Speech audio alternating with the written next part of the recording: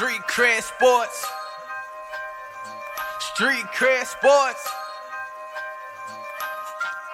I'm crossing over. I'm Euro stepping. Okay, so hello, this is Keenan of Street Cred Sports Training. Welcome to another episode of Time to Ball, but this is not particularly an episode. This is more like I don't even know what to call it, man. This is me trying to evolve and flourish. So I'm gonna call it an interview. And as I introduce him, he's my cousin, but I'm gonna introduce him the way he introduces himself on his show, with saying, "Yes, ladies and gentlemen, the truth is in the booth." What's up, Hek? And what's up, Keenan, man? Everything is good, brother. Glad to be on with you. Yeah, hey man, I'm sorry I miss you driving through when y'all were on the way back, man. I really wish we could have came up there and chopped it up with you, but I'm glad y'all got back safe and everything. Yeah. No, I appreciate it. Listen, let me tell you something. Driving back from Los Angeles to Dallas is an adventure all in its own. By the time I got to Las Cruces, it just felt like I got to call him, at least tell him that I'm going to be in Las Cruces. I can't come to Las Cruces and not tell Keenan that I'm in Las Cruces. So that's it was very last minute, and I already understood, man. I'm like, I don't know what this man got going on, but I got to tell my cousin I'm here. You know what I mean? That's what it was. We wasn't, listen, man, we literally stopped, slept, and left. Did you go to that place, the La Posta place? No. No, you didn't. Okay. Okay. All right. Well, enough of that. I know nobody want to know about our our personal stuff. Yeah. So let me get into everything. Instead of trying to introduce all your accolades and everything you're doing, I want you to tell our listeners about yourself. Man, I guess the simplest way I can put it, man, I'm Hekma Harrison, born and raised Oak Cliff, Texas. I found myself the last 10 years in media. Started off doing high school sports, and it pretty much just evolved from there. I went from calling high school sports to then calling basketball, men's and women's basketball, to then, calling G League basketball. On the football plane, I call college football games on ESPN. ESPN Plus, ESPN2. Also, I am a Dallas Cowboy media member as well. So professional football analyst, sports analyst in general, man. And it's, God is good. God is amazing. I have a great career. I've done so many things in a very short period of time. And just to think, I didn't go to school for any of this, The magnificent thing about it all is just that being involved in something that I'm so passionate about, Kenny, both of us, man, growing up playing sports, it almost seems like when I look at you, seeing the lane that you're in, it's like it's a godsend to see you in that, because that's what you are passionate about ever since you were a kid, and knowing me, I've always been involved in sports and football. And so that's the lane that I occupy now. And man, it's such a blessing to be able to, call these young men's games and women. And I was talking about football and basketball, but I also call soccer. I also call baseball, softball, volleyball. I'm self-taught lacrosse. I love calling lacrosse. And I tell people that, they always wig like, what? Lacrosse? I'm like, yes, man. I tell people, anybody, like, you need to find out about lacrosse. Lacrosse is one of my favorite sports, man. But it has just been, man, it's been wonderful, man, to be in this arena, to be able to call these games. And man, I'm just as happy as I can be, man. Man, and look, and oh damn, I thought I had my thing. You're right. Get right, cuz. Yeah, but I never actually put it on. I'm sorry, my do not disturb. Can't have them people trying to call me while I'm on here, man. Right. Look, I don't, if I've never told you how proud I am of you, I want to make sure that it's on record for everybody to know how proud I am to be able to see you on TV again, talking about the sport you love. on ESPN, ESPN Plus. I'm going into my Charles Barkley thing. You on ESPN, ESPN News, ESPN Deportes. Yes. Yeah, man. You are all over. So I am super proud to see, you know, everything that you're doing flourishing, and it's just growing. You're evolving in the media. So hats off to you with all of that, man. Hey, you know what, Keenan? I appreciate that. You have literally known me all my life, and this is sometimes, you know, when people compliment you, I've been so bad at taking compliments. Thank you, great stuff. I appreciate it. You know, in this case, thank you. You know, and that absolutely means a lot to me to hear you say that, man. And you know, both of us come from humble beginnings, and you understand, just like everybody else, that when you come from where we came from, and you're doing and having these life experiences that we're having, yes, you know, it's very unique. You know, it's very unique, and you know, my mission in life is to make this not something that's so odd, you know, for other young men that come from where I come from. So being involved with mentoring, being involved with allowing the next generation of broadcasters to come through me, to feel comfortable with using me as a source, and, you know, to get into some of these places that I've been blessed to be in. Right. Man, it's just, I think that's the one thing, man, you know, so I appreciate it. I thank you for that, man. But, you know, it's always go further. How much further can you take it? And that's where I'm at right now. Right. So what are you up to these days? What do you got? Do you have anything popping or coming within the next, you know, month or two? Yeah. Well, it's football season. It's football season in Texas. So I mean, it's the Cowboys leave for training camp on the 20th. So, you know, once that happens, Keenan, my life. I tell people, like, people always ask me, like, what is it like working for the Cowboys? And I tell them, man, it's the equivalent of like getting in an airplane, going as high as you can go, and somebody pushing you out. It's like it is such a thrill, right? It's such a thrill to, you know, when football season starts, man. It's like, for me, like, so this is how my schedule goes. I'll do like podcast stuff, voiceovers, things like during the week. Like, it's crazy, the schedule. And then like on Thursday, I have, you know, Thursday football at the Star. I got Friday. So I call football games at the Dallas Cowboys headquarters at the Star. High school games are there every Thursday and Friday. But I call games on Thursday. And then on Friday, I call football games with WFAA, Channel 8 News here in Dallas. So all that's broadcast on all the Techna stations. And then on Saturday, I have a college game that I'll call on ESPN, ESPN2, ESPN Plus. I'll do that. And then Sunday, you got the Cowboys. You know what I'm saying? So it's like, and then Monday, it starts all over again. You know, and man, it's just, for me, I kind of feel like I have that a teacher schedule in the summertime, because it's like all the sports wrap up. So like end of June, July, I don't have nothing to do, which drives me crazy, right? By the way, it drives me nuts. But it gives me an opportunity. The more I've done this, it gives me an opportunity to recharge my battery. Also, be a dad, take my kids, you know, out, you know, we vacation, do all that stuff, but also be involved in my son. I had an 18-year-old son, little Heck, as you know. My son is involved in sports, so being able to take him around, do all those things, man, like I said, it's just a blessing. But yeah, man, it's football time. Yeah. So let me have you to kind of talk, because I'll go ahead and I'm gonna come back to the Cowboys, because I had a question about that. But you kind of went into the high school, college, and pro. So let me start with high school. Yeah. Who do you see being that team this year throughout the state?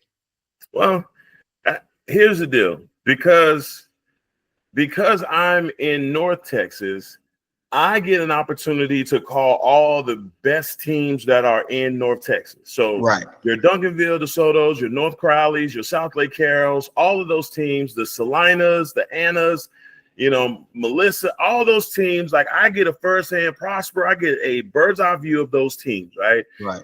But what happens is playoff time starts, and then you always have a team from down 45. You got teams in Houston, you got teams in West Texas, you got teams out your, you know what I mean? You got so many teams. And so, man, I'm going to always go with Duncanville. When I talk about teams up here in high school sports, Duncanville is just a powerhouse. Right. High school football, basketball, men, girls and boys basketball is always top. The football team is always crazy as well and always good. South Oak Cliff, man, it's just so many great teams up here. So I just want to say, make sure that I say this, that I'm talking specifically about the teams that I get a chance to call up here in the North Texas area.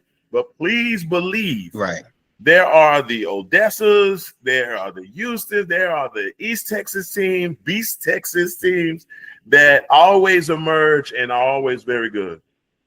Right.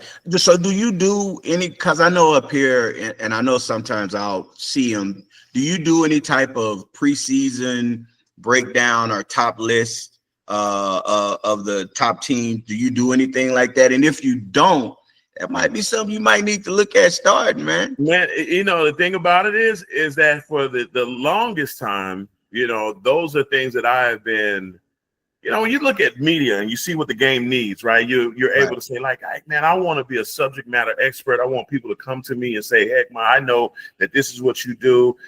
And Keenan, I have been one of those people that, I'm just being honest with you because I'm talking to you, is every year that goes by, I feel more and more comfortable being in this role, right? I'm letting myself go a little bit more each and every year. I have people that are in the industry that come to me and tell me, man, we want to know who you think other people. Like, I don't want to hear this from this guy. I want to know from you who you think. And it's like, I'm always humbled by that. I'm always humbled by that because it's like, you like me. You really, really like me. It's like, that's how I feel. So you're right. There is a whole nother level to that and to this industry and to what I'm doing. And you're right, man. That's just something that quite honestly, I'm going to take that.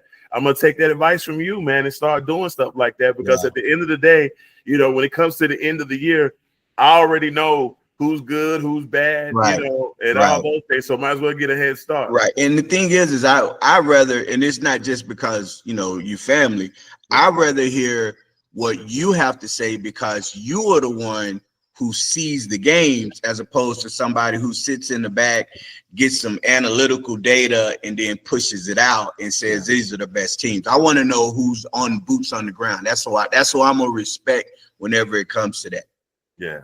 No, it's man, there's so many great athletes, Keenan, man. As you know, growing up, man, you and I always tell people, like, my cousin and I, we loved high school sports and like the guys that were really good when you were at homes, right? You were at Alabama when you was in middle school, I was in elementary school. There were guys that were at Roosevelt, guys that were at Carter, there were guys at South Oak Cliff that we would go buy a ticket to go see them, right? It was easier for us to go see those guys than to go to Texas Stadium, and go to a Cowboy game or go to a Mavericks basketball game back then.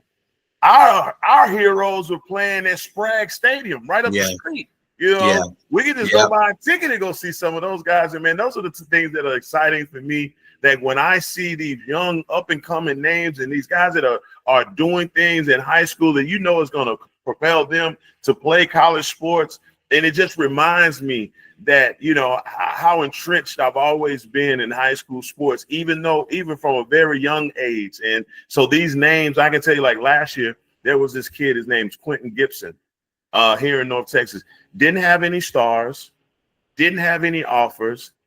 Keenan, this kid had the most phenomenal season that I'd ever seen anybody have, right? And it got to the point where every Friday night, people were like trying to go to a North Crowley game just to see what he was going to do. You know what I'm saying? So that's just like, we came up when Robot, you know, Bot from Roosevelt was running track. Everybody, if there was a track meet and Sprague and Robot was running, boy, you made sure you got your ticket and you went there because you knew you were going to see something special, because that's how special those guys were, man. So yeah, no, it's amazing. It's amazing to get this opportunity to see some of the greatest athletes and see these guys go off and play at the next level and go pro. Yeah. Real quick, what teams have you heard about or teams in this area, in the El Paso area, that you're intrigued about? Any teams out this way? I don't get a lot of opportunity to cover the El Paso teams, so I mean, I apologize for my ignorance. We don't ever go out to El Paso to cover teams at all, man. So I know Eastwood High School made a trip down that way. Eastwood won. That's right, Eastwood. I know Canyon Theo has been really good up here as well. So I mean, we have some teams there. They're a bit behind because people always talk about how it's so many high schools, so the talent is spread out. Football, the area up here, we've done well in the football area as far as kids getting lugs playing college and stuff like that. I mean, it's not where it is there, but we're not too far behind like we used to be. Okay. No, man, it would be apparent, and unfortunately, school districts nationwide have found a way to dilute their talent. And with these large school districts, and it seems like there's a new high school popping up everywhere because just people, hey, there's more people and there's more land, and so it's being distributed. But man, you'd like to think, like, even in the Dallas Independent School District, I always say, like, one thing they're gonna do is they're gonna make a mistake and either close down Madison or close down Lincoln, and it's gonna be over. Nobody ever win another basketball state championship. It'll be over. It'll be over. Really. All right, so let me move into the college, man. What are you feeling? What are you looking for? Or who do you think is gonna make the playoffs and possibly win? I am intrigued by the University of Texas. I'll tell you why. To me, Arch Manning, as we sit here right now, is the name that is resonating amongst college scouts and people that are thinking about who's going to be that next #1 overall draft pick, and he has to be the name that you call. The weird thing about that is we have no time, proof, or consistency in him. Like, he's a name, and it's crazy when somebody's like lore has been built up so big, and it's like, well, based off of what?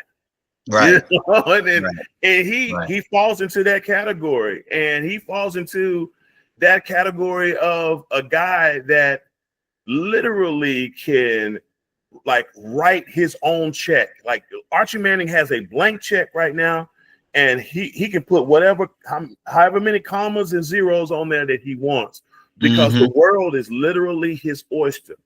And you look at the University of Texas, man, they have, first of all, they got more money than everybody else, so their NIL is crazy.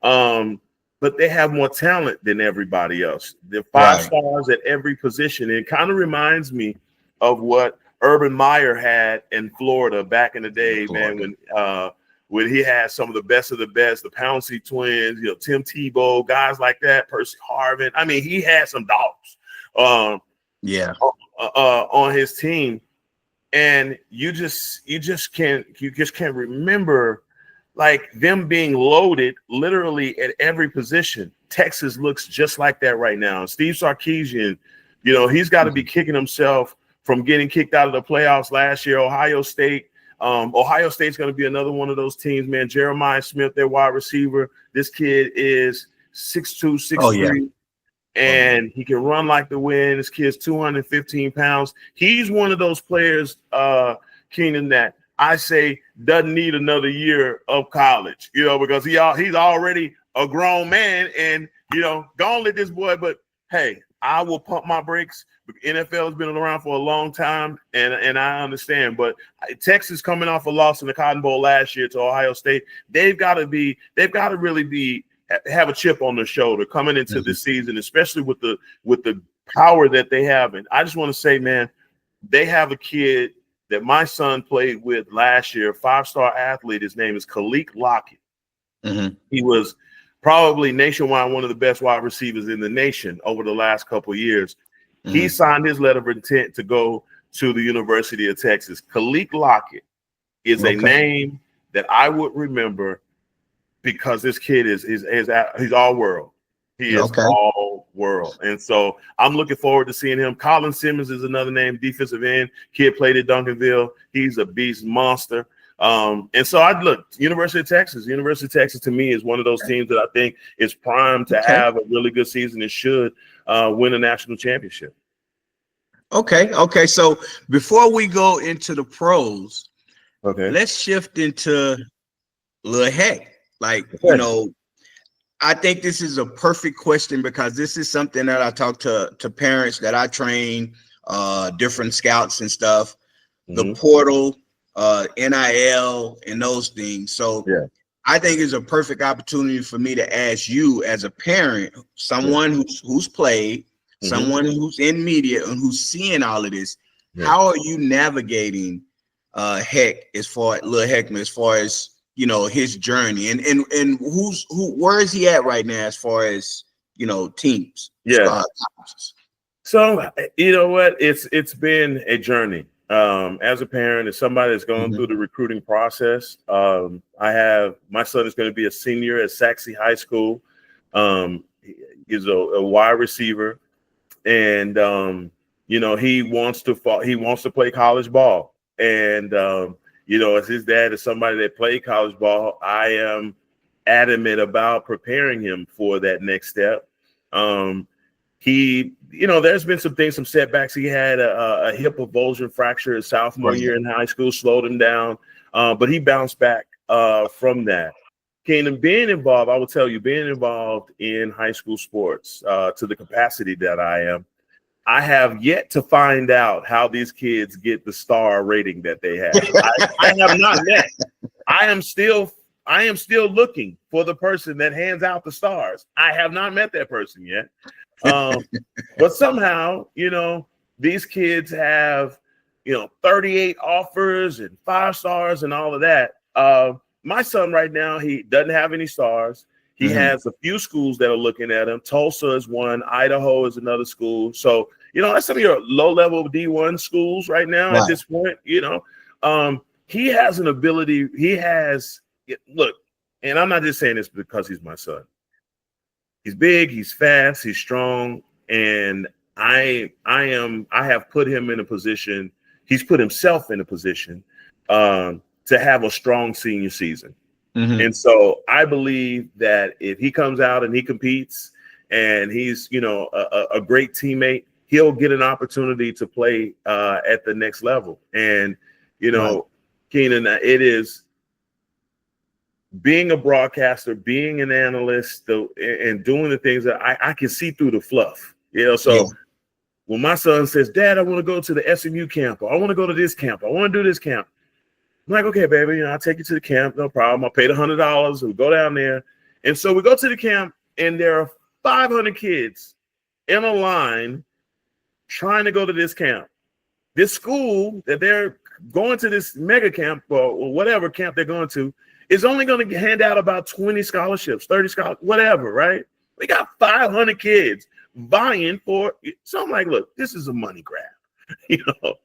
This is a money grab, right? And it's where you say, like, you say that kind of gives me an opportunity to plug this, man. I joined. I had probably a month ago, Major Green, your cousin Major Green, and and a few other guys started a company called My NIL Media, and basically what it is helping athletes get exposure.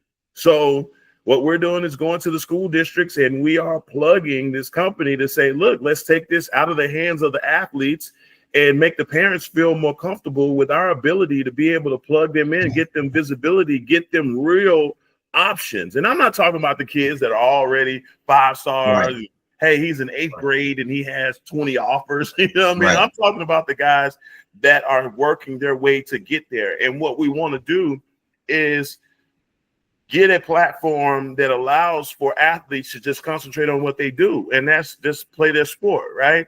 And parents, so that parents don't psychologically have the pressure of combing through their kids' social media to make sure they're not getting bullied, right? That somebody is underneath there in their comments saying, oh man, you trash, you know, or whatever. I mean, because psychologically, Keenan, what I talk to my son about all the time is what's in between his ears. Your mental. To be able to attack the game and be sharp and be on your stuff and not have to worry about so many other things, man, because what's difference between you and I when we were being recruited was we had this. We had this. And that phone is something that is limiting our athletes. And so I have to tell my son, like, okay, post what you're doing, you know, show people that you are, you know, working your butt off, because we're in a time now where college coaches are watching these kids' social media. And it's not just about, okay, if you're good, they'll find you. That's true. But if you're posting and you're making yourself visible and available, they are also seeing you as well. So I answered your question about Hekma. I plugged the business. I did all that in a roundabout way to say, you know, things are looking good. He's on the road where he needs to be. And as a father and former athlete, I couldn't be happier. I like, as you know, as a parent as well, you will do anything for your kids to be successful. And that's just where I'm at, man. I can't wait to see what he does this season. Right now, look, I've seen the tape, so I, you know, and I know, and I tell kids all the time, like, look, you don't have to have 400 schools one year because you can only go to one. That's right. So as long as there's one who really sees your worth and value, you go there and you put in your work. It doesn't matter that you were at a SEC school or at Tulsa. You put in work at Tulsa or at Idaho or whatever school goes, you're going to have an opportunity, because I always hear, oh, well, it's the SEC or it's this. I was like, look, man, if you can play, you can play. That's all it all boils down to. Can you get off and catch the same pass against whoever? Now, it don't matter. Put him in front of me. I'm a whoop his ass. Now, hey, I know I just said ass, and Donnie has been getting on me about my potty mouth. So I gotta make sure. I don't get in trouble with ain't Donnie, bro. But yeah, you know, I don't, because I'll say this. It might start as 1 or 2, but then next thing you know, there's an explosion.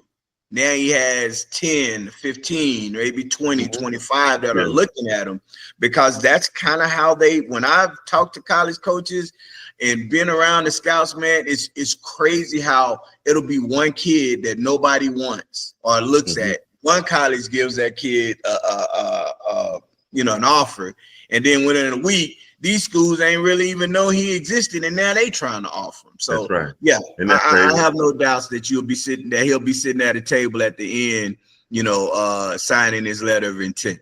Man, I you know, God is good, and I feel like, you know, it's all faith based, and I tell him, you know, that you have to stay strong in what your faith is, because, like you said, Keenan, it only takes one. He's like I was talking about that phone. What happens is, you know, comparison is the thief of joy. Okay. And they have the tendency to compare themselves to other players. Right. But this guy has 40 offers. What you just said was the gospel. He can only go to one school. Right. Go one. So I always tell my son, like, yeah, he took that one. That means there's 39 offers still on the table for somebody. Right. Right. But also what's changed is the portal. The portal has changed everything. So I'm constantly reminding athletes that, look, if you go to an NAIA, if you go to a Division II, that doesn't mean that you'll never play Division I. Go to that Division II school, ball out, and send your tape, and you'll get an opportunity to go and play at a Division I school. You see it in my business. I see it every single day. I will be calling a game, and I will look down at my sheet, at my roster, and a kid will be a transfer from a Division II school to a Division I school. It happens. It literally happens. It happens every day. Yeah, and I'm glad that you went into that, because I was going to ask you about the effects of the transfer portal. I know the effects of it because I deal with it in my space, is on basketball and stuff up here. But what do you feel the effects are? Well, okay, so there are so many proponents, so many people that elect to be on the negative side of the transfer portal, because they see the movement in the power now that the athlete has. It used to be, look, let me tell you something. I went to Kansas. I played at Kansas State University. I played for a guy by the name of Bill Snyder. And when I tell you, leaving Lincoln High School and going to Kansas State University was literally night and day, right? Between the culture, right? I was not accustomed to a head coach that ruled with an iron fist. Our high school coach, he was stern, he was a disciplinarian.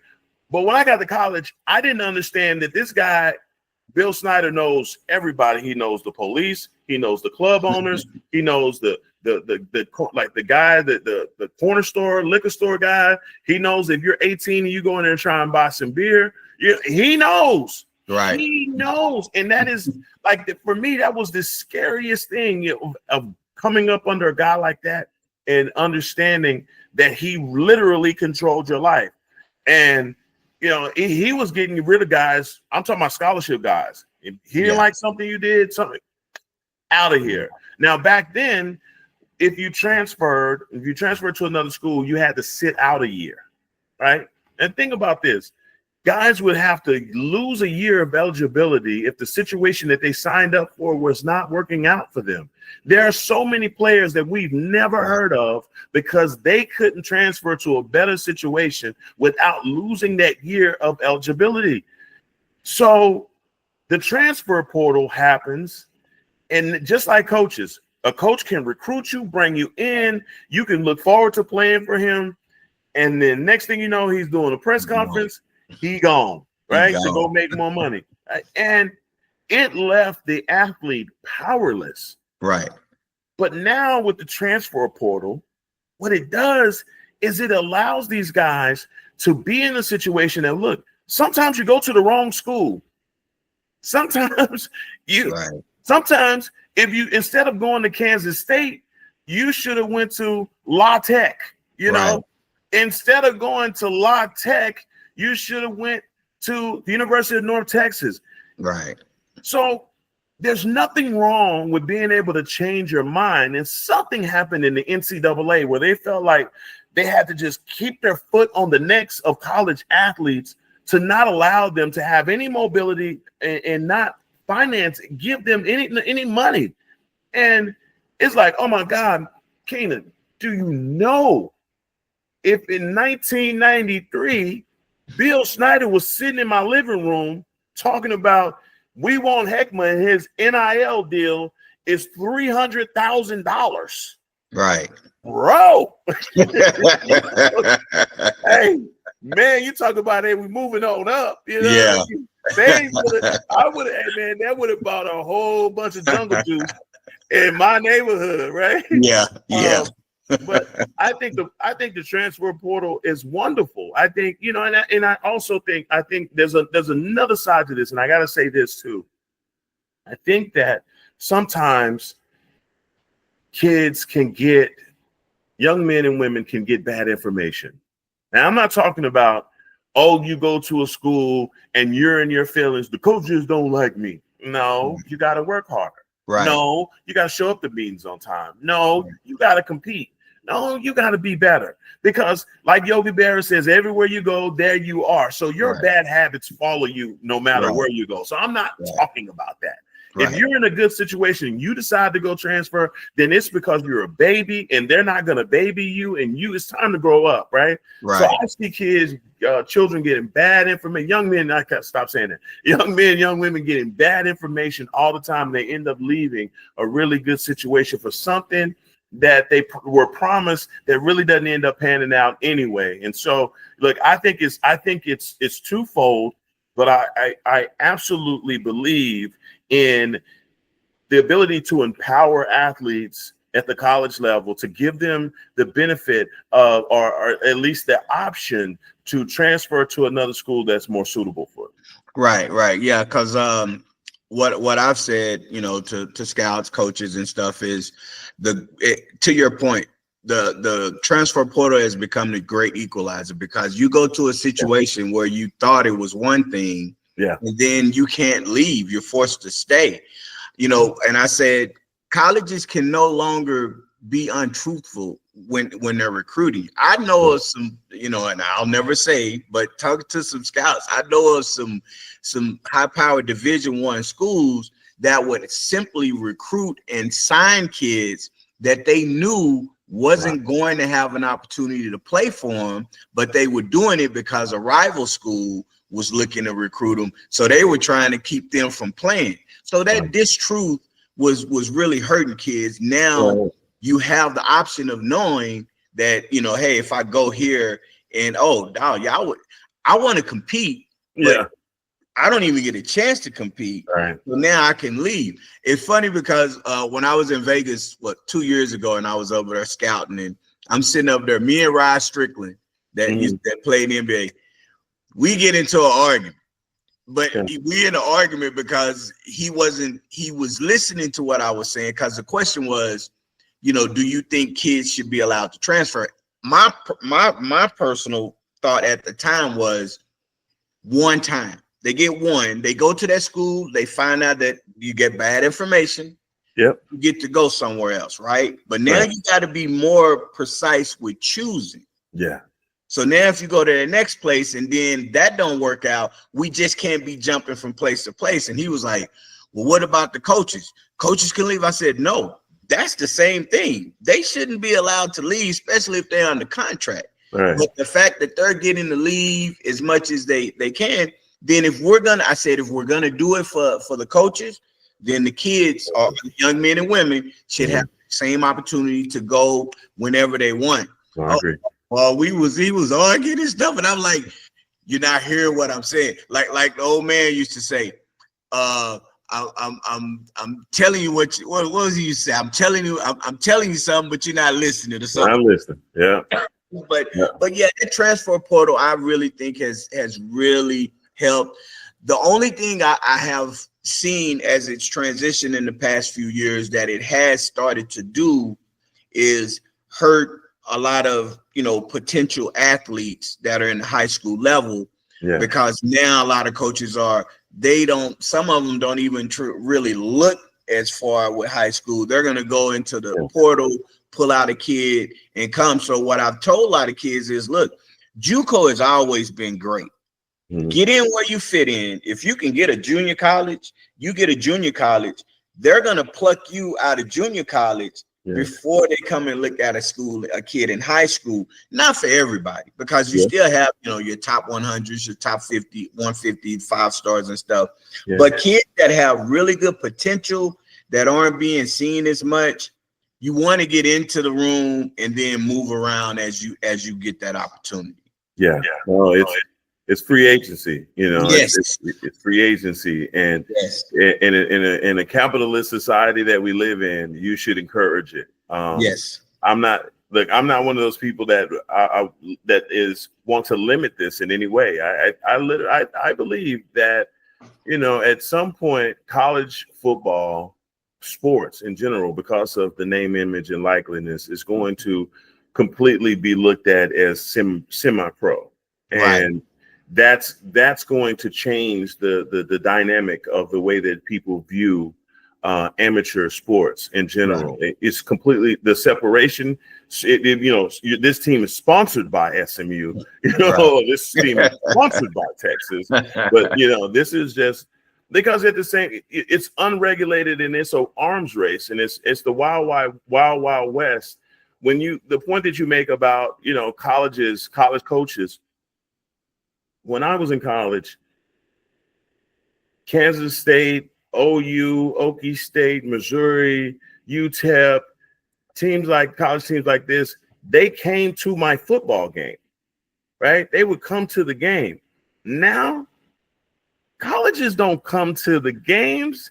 I saw Steve Sarkisian land his helicopter at a game I was at, and literally just to make a grand entrance to see a kid, and he got back on the helicopter to leave before the game was over with. Like, I'm sitting there saying to myself, like, well, why didn't you do that? If you're coming in to see the kid, then okay, but we don't need. But that's the smoke and mirrors of recruiting that we have these days, and whether it was effective or not for Steve Sarkisian, it's neither here nor there. But the point that I'm making is that the old way of looking at tape and finding ball players, the way that the Dean Smiths used to go and find guys in gyms, that's completely changed. Right. They are now relying on the street cred to tell them who are the guys in their area. They're calling you. They're not calling the head coach. They don't. I don't want to hear you lie to me about your guy. I would rather hear from Keenan about Keenan. What do you think about this guy? Is he somebody? And then think about it on that level. But then think about it, the transfer portal with, I need a wide receiver. I need a linebacker. There is a kid that has been in a college system, whether it be the Pac-10, the Conference USA, the American Athletic Conference. He has been at a college training table and he knows the speed of the game. It's easier for an LSU to go and cherry pick that kid to bring him up, because why? He's ready to play right now. He's already ready. He's ready to play right now. But what does that do to the high school athlete? That shuffles that scholarship or that kid to the back. And now that kid has to take the same road that the kid that ended up going to the division. You see what I'm saying? Yeah. So it's like, in a way, it's like, well, people used to say, well, if you were good enough to play in the SEC, you would be playing in the SEC. That's out the window now. No. All I needed was to be able to get my feet wet. And now Georgia is making that call because they've seen what I've done at this lower level school. So look, it works both ways. Yeah. And I think that the transfer portal is not an exact science, and people are going to try and change it as it goes. But the truth of the matter is, as long as they keep it where the opportunity, the power is in the hands of the athlete, I'm never going to oppose it. Yeah, no, absolutely, because that's exactly what happens with the portal and how they're plucking and how people are moving around. Yeah. All right, so let me ask you about NFL, man. Okay. what you feel this year? I'm first of all, diehard Cowboy fan, and I have been a part of Dallas Cowboy media for the last 5 years. And every year we're going to the Super Bowl. I'm one of the hot one. All right. I'm that dude. I believe that my team is going to be successful. I mean, 30 years, been 30 years, bro, since we've gone to the Super Bowl. 30 since we've gone. You really feel every year you feel like y'all going to the Super Bowl? Isn't that crazy? That's insanity. No, that's insanity. I know it, and I'm admitting it to you right now. I always tell the guys that I work with, Newey Scruggs and Barry Church and guys like that, and Kyle Yeomans and Isaiah Stanback. These are guys that I've worked with for years. And I always tell them, like, look, I can't help myself. I I can break down film all day, and I can tell you what's wrong with your cornerback for the New England Patriots. But I cannot, like, Deron Bland can do no wrong. I don't see none of his flaws. I kid. But you know, I tell you what, man, and I mean this, Keenan. And hate is a strong word, but I hate the Philadelphia Eagles. With all my being, I hate them. I do. I hate them. It's a deplorable city.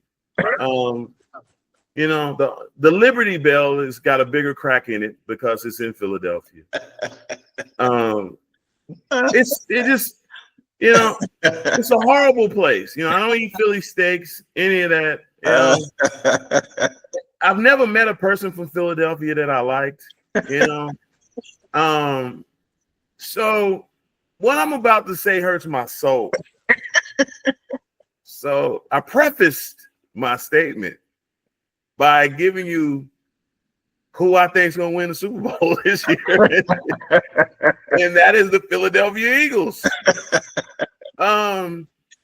You know, oh my God, it's like, man, it's like a nightmare realized when the team that you hate the most is the best team in the NFL, and you can't deny it. right? Jalen Hurts, to me, I've said it his whole career. I was like, man, somebody's gonna mess around and give Jalen Hurts a running back, and when you give him a running back, he's gonna take off. Right. And the reason I say that is because I seen with Dak Prescott, when you give him a running back, right, he's a better version of himself. Right. And what's weird is that in the NFL, man, for the last 5 years, these talking heads have been saying, well, the running back position is devalued and you no longer need a running back position. So, okay, what does the Philadelphia Eagles do last year? They go and get Saquon Barkley from New York. Nobody bats an eye. Why does nobody bat an eye? Because they feel like the running back position is null and void and doesn't matter anymore. What does Saquon Barkley do? Absolutely kill the NFL. Him and Henry in Baltimore, you see defenses, guys cannot hang with that type of bruising power running game. Right. And so, you know, the teams for me in the NFC is the Philadelphia Eagles, and in the AFC, I really believe that Josh Allen at quarterback, and I know there's Patrick Mahomes, there's Lamar Jackson, there's great players. Mm-hmm. I just feel like Josh Allen in Buffalo is one of those players that is like one good playoff series away, a playoff run away from going to go win it all. I really believe that, because it's like this league is driven by quarterback play. Yes. And when you have a good quarterback and you have a good receiving core, you have a dynamic defense, you could win it all. And also, by the way, there's a lot of luck that goes into it as well. You got to be you got to be healthy at the right time. You got to do all those things. But, you know, NFL wise, man, I think this season is going to be a roller coaster. I think that's going to be a team that you had no clue was going to be good, and they ended up being good. Classic example. The Washington Commanders last year. Right. No one had them on their radar for not only winning the NFC East, which they in Philly won, but also them playing in the NFC Championship. Right. This is a team that was in the basement, picked top 5, and now they're playing for an NFC Championship. So that happens each and every year, man. But you know, it ain't long. It won't be long now, man. Everybody's going to camp, and this thing is about to get started. All right. So last thing before we get out of here, I'm gonna ask you, because I have this segment, and it's you done lost your damn mind. So I had a segment with Miss April, and I asked her, is it better to be a fan of the team or a fan of the sport? Oh man, that's tough. Man, I'm you know what? For your own sanity, a fan of the sport. Yeah, that's what I'm talking about, baby. That's what I'm talking about. That's exactly why I said it. For your sanity, be a fan of the sport, because as a working member and fan of the team, oh my God, how crazy. Hey, but look, like I tell April, I say, look, well, I'm gonna say to you, at least every year it's y'all are possibly gonna have an opportunity to go to the Super Bowl.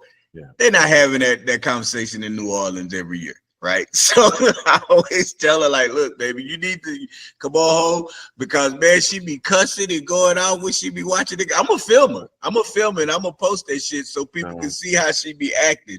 The dogs don't want to be around her. There are no insects within 100 yards of the house because of the way she cursing and screaming. Yeah, I don't want that headache. So I'm always gonna go fan of the sport. Fan of the sport. My question is, how did April become a New Orleans Saints fan? Okay, when Katrina hit, after Katrina hit, you know, with New Orleans and stuff, she gravitated to him. And now throughout the years, she has become, when I say she's not a fan, Hekma, she knows her shit. Now, the only thing I've been working with her on is understanding coverages, why teams do this, why they do that. Yeah, but you can't quiz her on, like, she could tell you every offensive player on the team, defensive, who they drafted. She watches to see who they, how they are. Like, I think he's gonna be good. She hard. Yeah, man, she is in it, man. And I always tell her I'm so impressed. I even had this little thing where I quizzed her, where I wanted her to tell me every NFL team in the NFL. And it took her about a day to learn, but now I hit her like, all right, NFC North. And she gives me every team, AFC South, and I'm mixing them up. And she could tell you every team in the NFL, and she knows a lot of players. But her team, she on her shit. Oh, that's twice. She'll be all right. Auntie will be all right. That's only 2 words. That's actually 3 times. And okay. Yeah, I appreciate you. And I haven't cussed one time. I want to say that for the record, too. Man, look, this is absolutely awesome. Can I say this? I want to say this to you. Other the young men and women that come to your gym that get an opportunity to learn under you in street cred sports and just be a part of the movement that you have, I want to tell y'all, I have never met anybody more passionate about basketball his entire life than Keenan Cage. He was absolutely born to do what he's doing. If the boy had been a foot taller, if the good Lord had blessed him with another foot, I'm telling you, he would. First of all, he'd be retired on so much money, it'd be crazy. But man, there's nobody more passionate about basketball. And man, to see the young men and women that you get an opportunity, and just seeing the growth that you've had from a business standpoint, moving from your gym to the one that you're in now, that you did a couple of years ago, your merch, the people that you've surrounded yourself to push your brand forward. Now the podcast, you obviously understand branding and all of that stuff, man. Dude, this is just amazing, man. And kudos to you and hats off to you and all that, man, for what you're doing out in West Texas, man. We want you back home now. Yeah. But, we love to see what you're doing out in El Paso.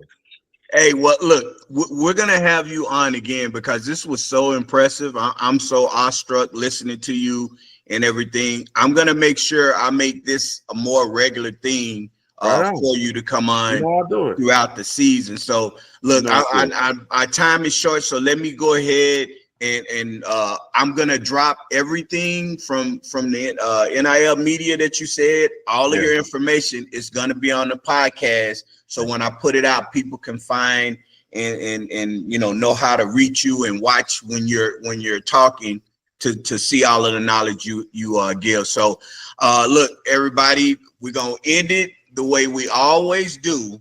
If it was easy, everyone would be doing it. That's We right. out.